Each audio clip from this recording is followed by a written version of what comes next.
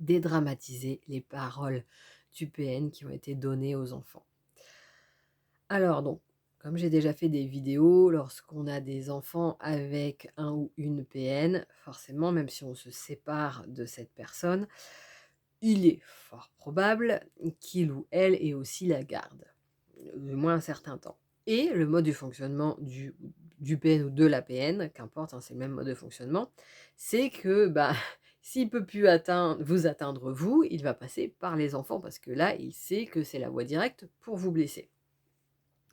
C'est pour ça que mon premier conseil quand on a des enfants avec un PN, c'est de trouver, un professionnel dans l'accompagnement des enfants, pour justement qu'il y ait une personne neutre qui soit capable d'aider les enfants à faire le juste milieu entre ce qui est dit, ce qui est ressenti et leur donner, ce côté de stabilité. Parce que le PN, lui, va être insécure, ou par son énergie, ou par ses propos pour justement vous toucher vous. Et ça, bah, vous, victime, pour autant vous ne pouvez pas jouer le même jeu parce que sinon vos enfants se retrouvent avec 2 parents qui les mettent dans une insécurité, ce qui n'est pas bon.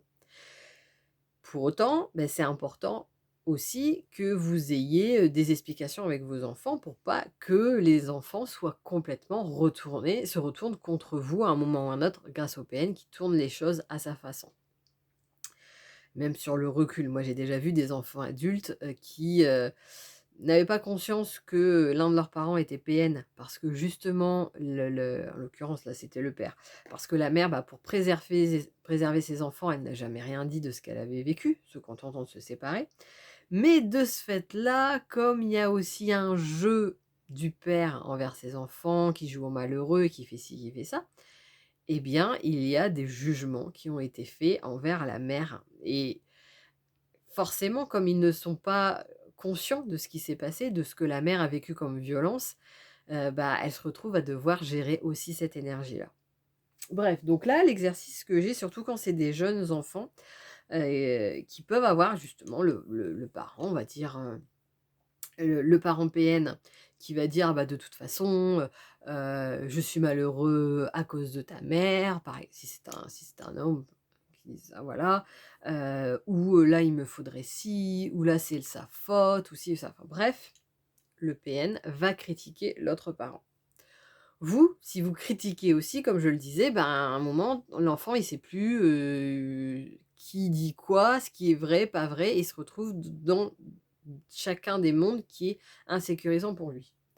Donc, quand c'est des jeunes enfants, pardon, je cherche, hop, on va prendre ça par exemple. Je vais trouver, tac, voilà. On peut faire un exercice quand c'est des enfants avec un doudou, hop, ou bah, vous lui faites voir, par exemple, ce doudou, que vous le mettez en face de lui et vous lui demandez de décrire. Donc là, il devrait vous décrire, une souris, un peu violette, avec, bah, on va dire 4 doigts, qui fait un sourire, qui a un nez un peu orangé et cetera, des petits yeux, tout ça, voilà. Donc il va faire toute sa description. Quand il l'a fait, et bah, là, vous allez décrire ce que vous voyez. Donc vous pouvez dire: «Bah, moi je vois, un petit chien noir avec, et marron», et cetera. Donc là, lui, il va pas comprendre parce que ce qu'il voit, c'est ça. Et après, vous allez pouvoir lui retourner en disant: «Bah oui, mais moi je te décris ce que moi je vois», et donc à l'arrière aussi, des oreilles, violettes, parce que ça c'est vu aussi, et de lui expliquer de cette manière-là, par ce symbole, parce que c'est toujours plus simple d'expliquer, même avec des adultes, par des symboles, les gens comprennent mieux, que, en fait, tout est interprétation. Donc quand le PN décrit, ce qu'il vit, ce qu'il ressent et cetera, c'est son interprétation. Quand vous vivez ou vous faites des choix, c'est par rapport à votre propre interprétation, et vous donnez bien l'exemple de dire: «Mais en fait, tu vois bien que, il va choisir peut-être par rapport à cette interprétation-là, et moi je vais choisir par rapport à l'interprétation que j'ai». Nous n'avons de ce fait-là pas le même point de vue, ce qui implique une interprétation différente et donc des choix différentes. De cette manière-là, vous en expliquant les choses comme ça à votre enfant, vous pouvez lui dire donc: «Tu entends ce que dit l'autre parent, le PN, très bien, mais pour autant, c'est qu'une interprétation de la situation et ça lui appartient à lui. Donc c'est son interprétation, c'est ses jugements, c'est même son ressenti, mais laisse-lui ça parce que ça lui appartient à lui. Et toi, en tant qu'enfant, justement, tu n'as pas à prendre parti. Tu n'as pas à être dans un camp ou dans un autre. Ce n'est pas ton rôle, même si c'est ce que l'autre demande, non pas du tout. D'où l'importance derrière, comme je le disais, d'avoir par exemple un pédopsychiatre qui peut aider le petit à déposer les choses et à ne prendre que ce qui lui appartient. Mais de cette manière, bah, vous lui expliquez qu'il y a différentes interprétations, qu'on ne voit pas tous la même chose et grosso modo, donc c'est pas un gentil et un méchant et qu'il y a des choses qu'il peut laisser à l'autre.